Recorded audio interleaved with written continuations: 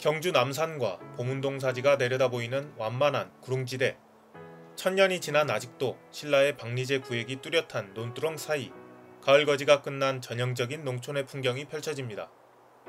신라시대에는 이 들판을 수많은 가옥과 사찰들이 채우고 있었을 것이고 이른 아침 밥 짓는 냄새가 아이들을 깨웠을 것입니다.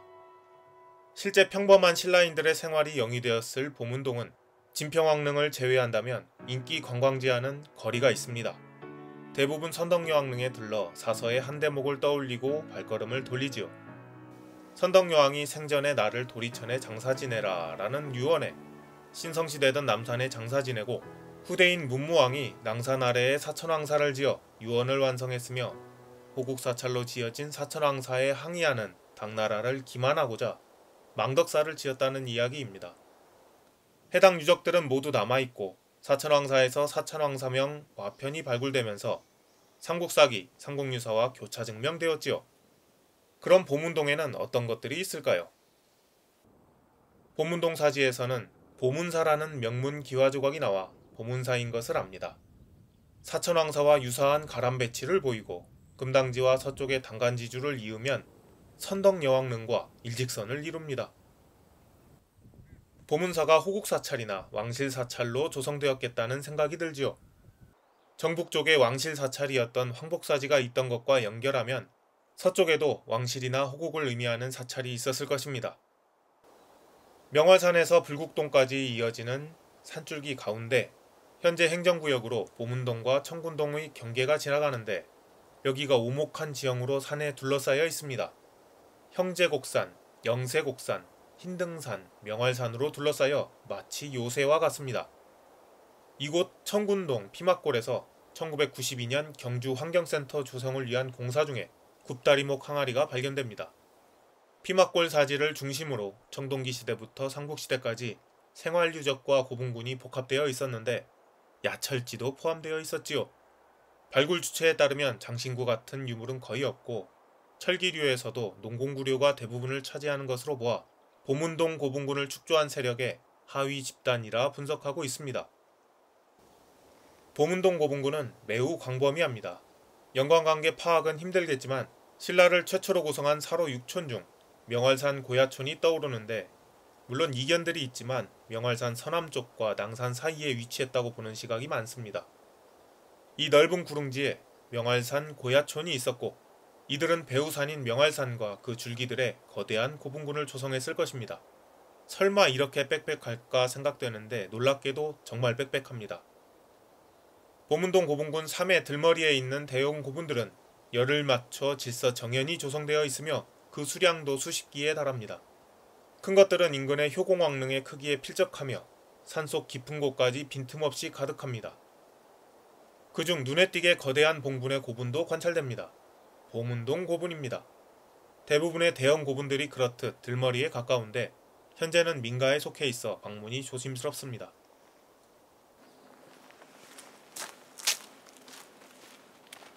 보문동 고분군 일에는 이름이 꽤 많이 알려진 고분이 있습니다.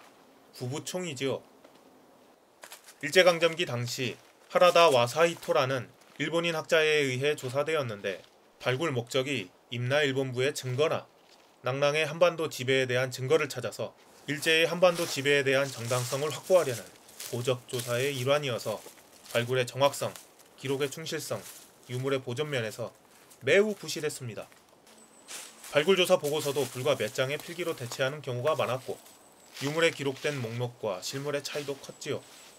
당시 일본 학자들은 두기의 무덤에 북분에는 대도가, 남분에는 귀고리가 있으니 막연히 부부일 거라 생각하고 그렇게 이름 지었습니다. 그런데 해방이 되고 남겨진 자료를 우리 학자들이 다시 분석해보니 부부총이라고 볼 수 없다는 결론이 나왔습니다. 과거의 사진을 보면 근접한 두 개의 봉분이 능선 제일 앞쪽에 크게 자리하는데 수기한 발굴조사 사파를 보면 북분, 돌무지 덧널 무덤, 남편으로 생각되던 무덤이 쌍봉의 한가운데 위치합니다. 남부는 굴식 돌박 무덤으로 바깥쪽 봉우리 아래에 위치합니다. 흥미롭게도 사파와 같은 자리에 흙이 가라앉은 모습이 뚜렷해서 100년의 세월이 훨씬 넘었음에도 당시 발굴 자리를 한눈에 알아볼 수 있습니다.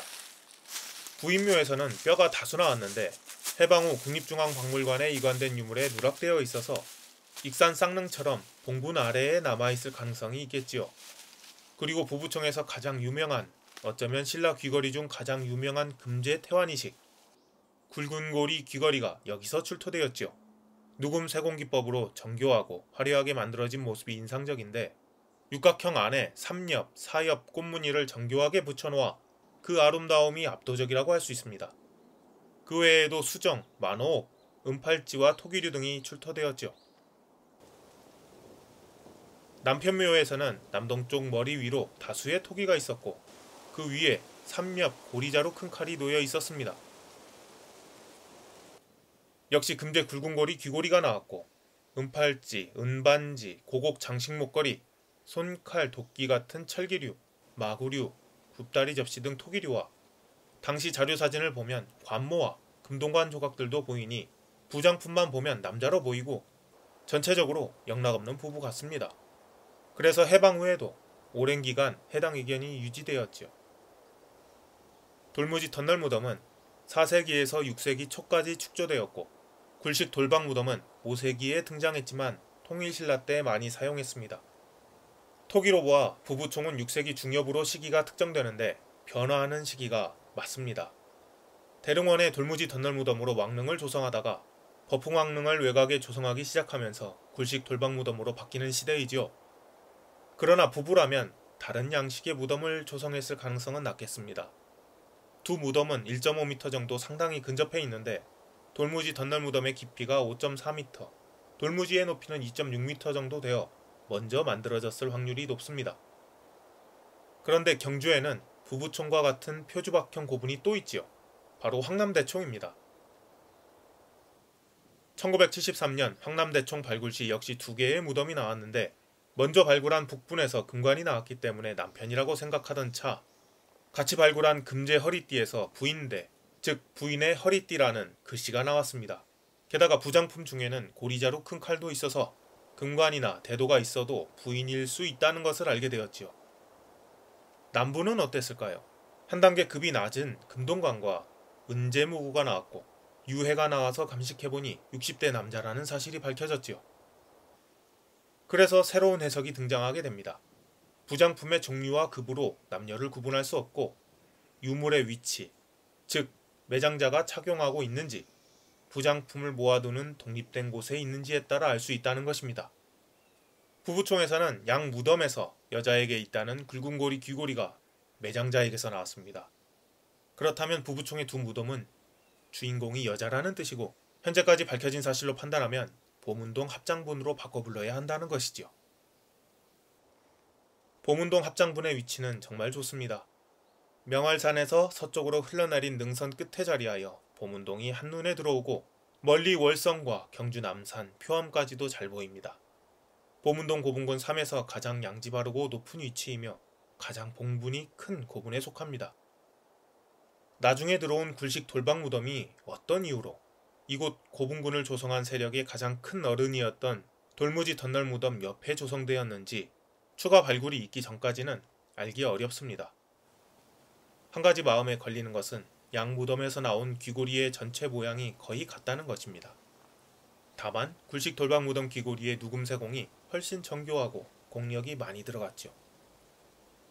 돌무지 덧널 무덤의 귀고리가 금 70.9에서 85.1% 사이의 합금인데 반해 굴식 돌방 무덤은 금 92.32에서 97.76%로 순금에 가깝습니다. 무덤의 조성이 자연스럽고 엄연히 위계가 있으며 친족으로 보이는 정황이 있지만 굴식 돌방 무덤의 귀고리가 급이 높습니다. 따라서 보문동 고분군을 축조한 세력은 목의 중심이었고 두 무덤의 주인공들이 딸이나 손녀이지 않을까라는 생각을 하게 합니다. 명월산 고야천의 중심지역이던 보문동과 인근의 보문사지, 압도적인 수의 고분군, 야철지와 와요지, 그리고 피막골.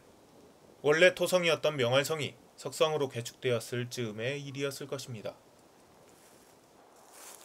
내려오는 길 사면에는 강돌이 가득합니다. 아마도 적석총이 노출되면서 흘러내린 것들이겠지요. 대부분의 고분들의 도굴갱이 있으니 그로 인한 것들일 것입니다. 이 넓은 사면에 셀 수 없이 많은 고분들이 대부분 같은 운명을 겪었고, 그렇게 도굴된 문화재 중 어떤 것은 일본으로 가고 어떤 것은 미국에, 어떤 것은 민간에 흩어졌습니다. 국내에 있는 것들 중 눈에 띈 것은 사립박물관에 남거나 문화재로 지정되어 겨우 제도권에 들어왔고, 일본이나 미국에 넘어간 것들은 국외소재 문화재재단 등 여러 기관에 의해 거취가 파악되고 있습니다. 국외소재 문화재는 23만 점, 그중 일본에 10만 점이 있습니다. 물론 밝혀진 것만입니다.